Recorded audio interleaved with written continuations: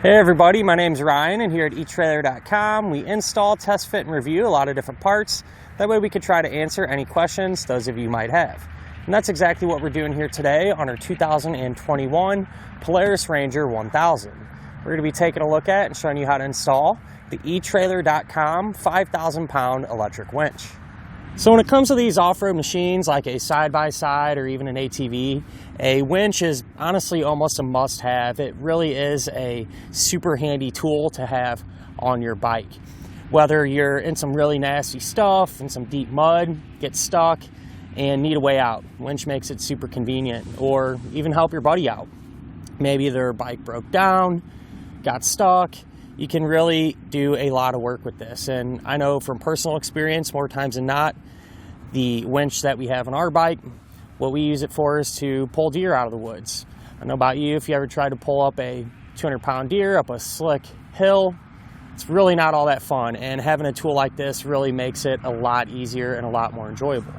So before we get kind of too carried away into all the features and details, everything else, let's go ahead and see the winch in action. So in neutral, I just tied myself off to a tree, and in this case our customer actually upgraded to a switch here in the dashboard, which I do highly recommend. Makes it really convenient. That way if you're by yourself you can easily operate your winch and steer if you need to or anything like that. So let's go ahead and pull ourselves up closer to the tree. And as I'm pulling myself up, believe it or not, pretty big bike. It's actually pulling me pretty quick and smooth. I'm not getting kind of jerked around or anything like that. So this thing really does do a great job of getting you out of those sticky situations. Now, if you don't end up deciding to go with the switch in the dash, no big deal. The winch actually comes with a controller. Now, since we have the switch in there, we kind of put this under the hood almost as a backup. But you can route this pretty much wherever you want at your convenience. That's what it's going to look like. So just a simple switch, gives you out and in. And one thing I do like is that this is really long. So let's say if maybe you had to really keep an eye on things outside and make sure you're out of a rut or something like that, it gives you quite a bit of cable here and you're able to operate it like this. So go ahead and pull our bike forward a little bit, just to kind of give you an idea. So like this, you can really get around everything, see where you're going, and it'll get the job done just as good. So one thing I really do like is the winch is actually going to have a brake, more or less. So what I mean by that is, say if we start to winch up and we stop, it's going to hold right there. So there's not going to be any backlash. Some winches will actually have a little bit of give. The bike will roll back a little bit, and then you could potentially kind of get a big old bird nest inside of there and really make things a headache. And with this one, that's not the case with that. You can pull it up a foot, however far you need to go, and it's going to stop and hold steady. So the line itself is going to be 50 feet long. So it gives you quite a bit of length, quite a bit to work with, and more times than not will allow you to get done what you're trying to do. Now, I know some of you may be a little bit skeptical about these synthetic lines, and I know I was too, but to be honest with you, after using them for a while, they're much better than the cables. They are a lot easier on your hands, a lot easier to work with. You're not going to have to worry about them fraying out and starting to rust and everything like that. So they just operate a lot smoother, and definitely can't go wrong with it. Gives you a lot of bang for your buck. The winch is going to have a 5,000 pound line pull, and for all of your UTVs, ATVs, stuff like that, that's more than enough to get the job done. What's really nice too is that the rope actually comes included with a saver. So not only is this cover here going to help keep your rope in good shape when you wrap it around a tree or whatever it may be, but it's also not going to dig in and damage that tree. So not only good to protect the rope, but also do your part and help keep the trees from getting damaged as well. So the winch is also going to allow us to free spool. So say if you do need to pull your line out to get something hooked up or get yourself out of a situation, as opposed to sitting there pushing the button, letting all the line out, you can actually rotate this into a free spool like that. And then that'll allow you to just pull the line out. So it makes it a lot faster and saves some of your battery juice. It does come with a little tether here. You can grab that. I usually just grab it by the hook, but nice feature to have. So you can easily grab it out, bring it to where you need to go, and get hooked up. One thing I did notice too, whenever you're done and unhooked, you need to get all your line back pulled in. It goes in really smooth and relatively quick. I know if some of you have ever dealt with older type ones, they go really slow and you got to kind of fight them. And most of the time when you're using a winch, when you're done with it, you want to be done. It's really the last thing you want to do is mess around. And so it's really going to save you some time and make life a little bit easier. So to be honest with you, if I was in the market for a new winch, this is one I would definitely consider. It's relatively small and lightweight, so it don't take up a ton of space, but it's really powerful and should be more than enough for anything that I know I personally would ever need it to do. And because of that synthetic rope, I mean, you really do feel a lot more comfortable. I know I do. Using it, it's a lot easier and a little more forgiving. So winch you really can't go wrong with. Now, as far as the installation goes, believe it or not, it's really not too bad. All of the wires and all the electrical connections like that are color-coded. So you really can't hook up anything wrong. It really makes it a simple process. I will say the most time-consuming part is probably trying to just figure out how you're going to route your wires and mount everything up. But that's really a unique situation and up to you where you put all that stuff. So as long as you take your time and be patient, you shouldn't have any issues getting it done at home, in your garage, or maybe even in your driveway. Speaking of which, let's go ahead and do that together now.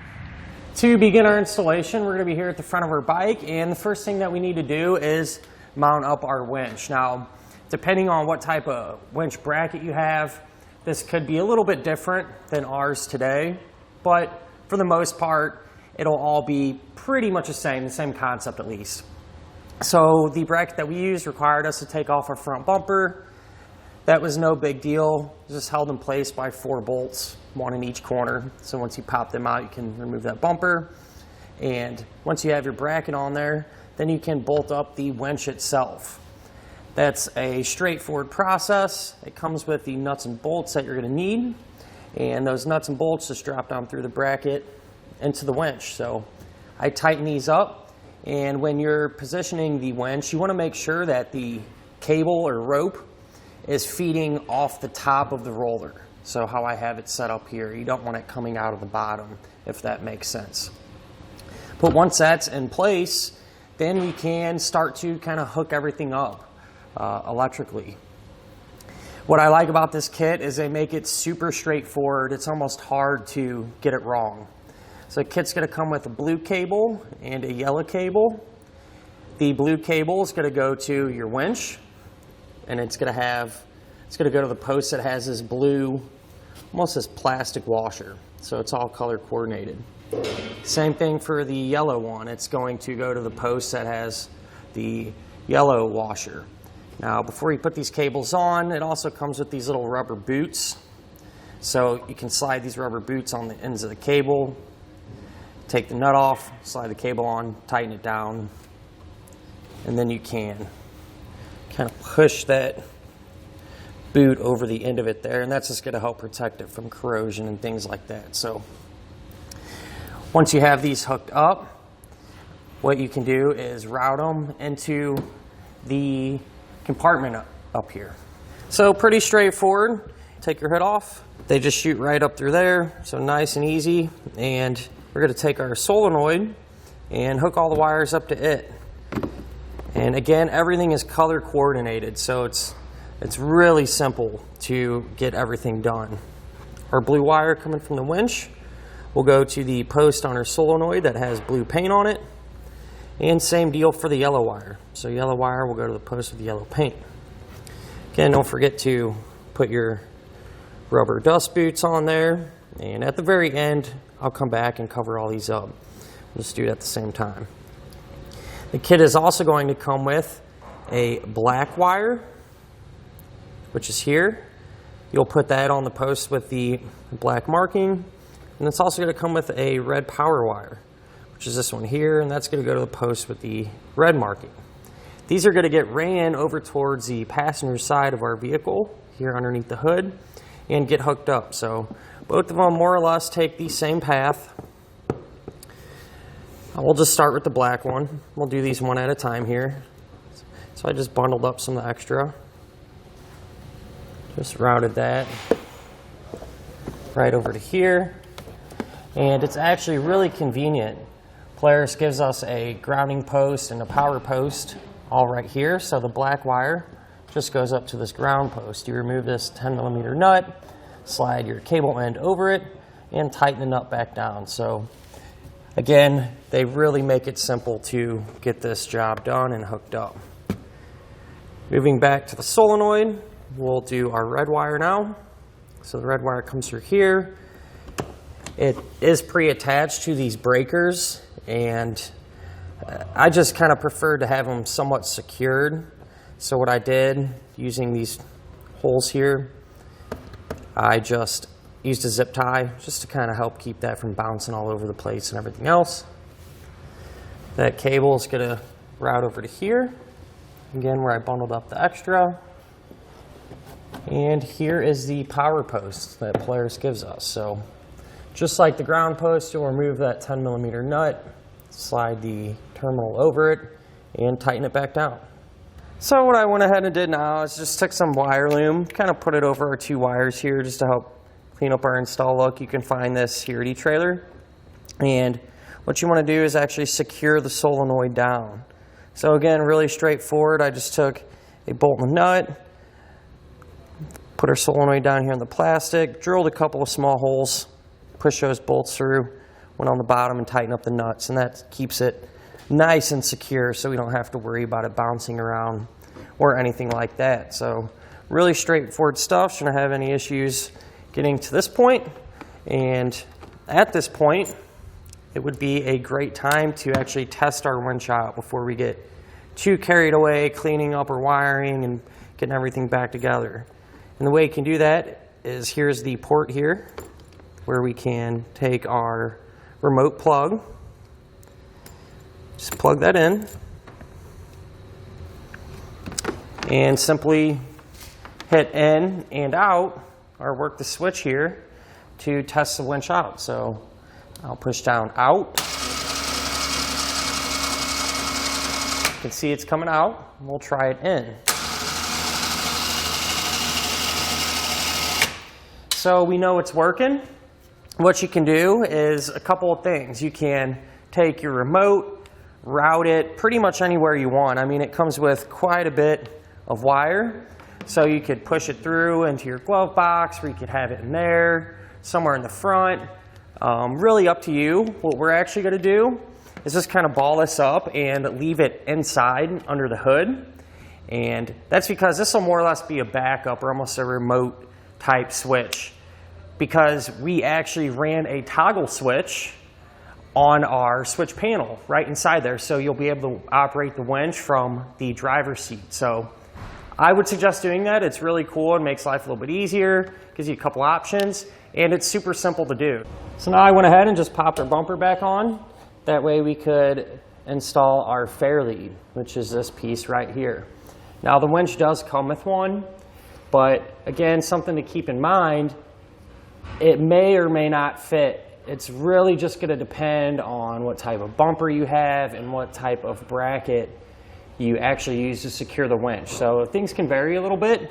However, I think I could have made the included one work if I probably just drilled new holes, but in our case, we just picked up a new one here from eTrailer and used this. That way we didn't have to drill any holes or modify it. With that being said, turned out really nice. The last thing that you're going to want to do is take the end of your strap here. Going to take your hook, put your clevis pin through it, and they're going to give you a cotter pin as well, so you can push that through and just kind of bend back the ends.